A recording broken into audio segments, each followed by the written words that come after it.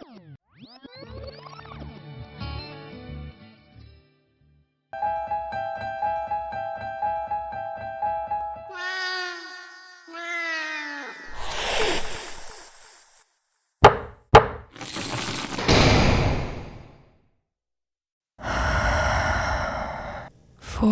the most wild yet most homely narrative which I am about to pen, I neither expect nor solicit belief. Mad indeed would I be to expect it, in a case where my very senses reject their own evidence.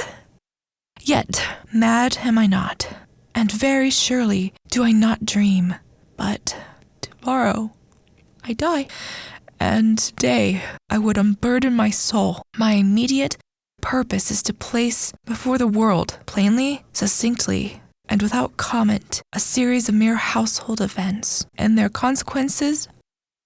These events have terrified, have tortured, have destroyed me. Yet I will not attempt to expound them.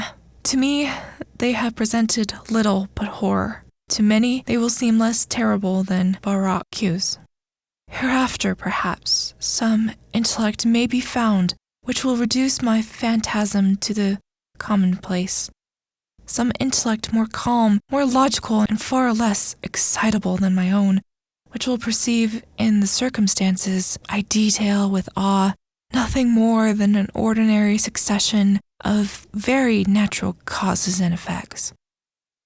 From my infancy, I was noted for docility and humanity of my disposition. My tenderness of heart was even so conspicuous as to make me the jest of my companions. I was especially fond of animals, and was indulged by my parents with a great variety of pets. These I spent my most time, and was never so happy as when feeding and caressing them. This particularity of character grew with my growth, and in my manhood, I derived it from one of my principal sources of pleasure.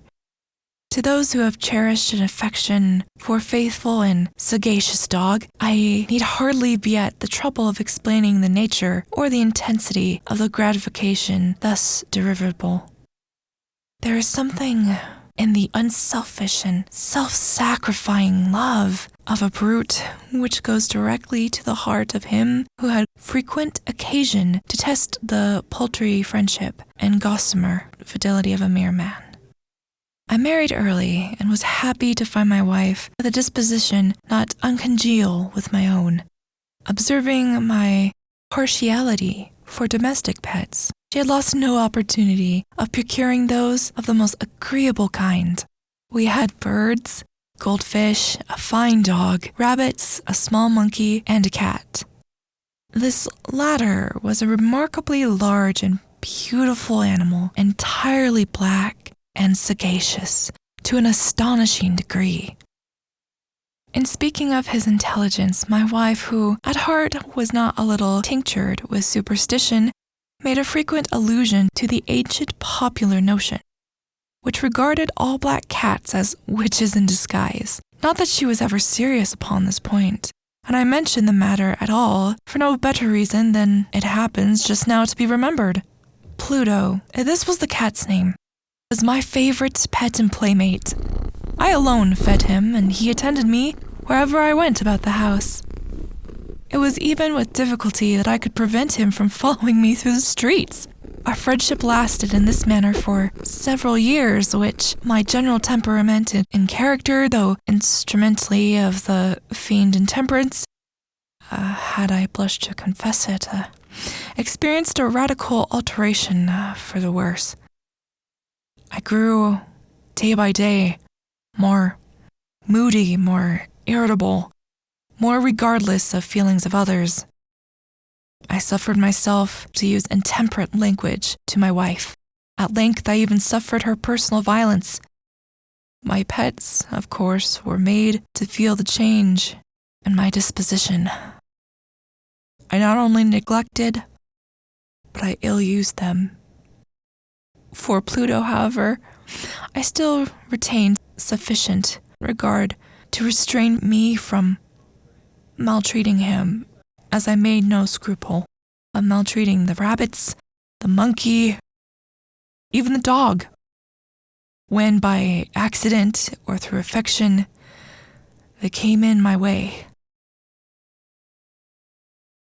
But disease grew upon me, for what disease is like alcohol?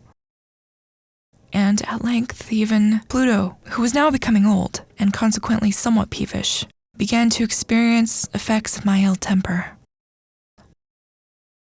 One night, returning home, much intoxicated, from one of my haunts about town, I fancied that the cat avoided my presence. I seized him, when in his fright at my violence he inflicted a slight wound upon my hand with his teeth. The fury of a demon instantly possessed me. I knew myself no longer. The original soul seemed at once to take flight away from my body, and more fiendish malveillance, gin-nurtured, thrilled every fiber of my frame. I took from my waistcoat a penknife, opened it, grasped the poor beast by the throat, and deliberately cut one of its eyes out of the socket. I blush, I burn, I stutter, while I pen the damnable atrocity. When reason returned with the morning, when I had slept off the fumes of the night's debauch, I experienced a sentiment half horror, half remorse for the crime of which I had been guilty. But it was, at best, a feeble and, if equivocal, feeling, and the soul remained untouched. I again plunged into excess, and soon drowned in wine all the memory of the deed. In the meantime, the cat slowly recovered. The socket of his lost eye presented, it is true, a frightful appearance. But he no longer appeared to suffer any pain. He went about the house as usual, but as might be expected, fled in extreme terror at my approach. I had so much of my old heart left, as to be first grieved by this evident dislike on the part of a creature which had once so loved me. But this feeling soon gave place to irritation, and then came, as if to my final, irrevocable overthrow, the spirit of pervasiveness.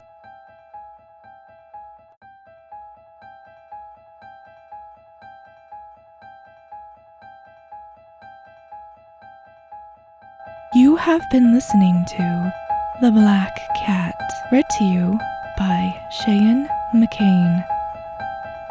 The music and the sound effects in this audiobook were provided by Zapsplat. Thank you for listening.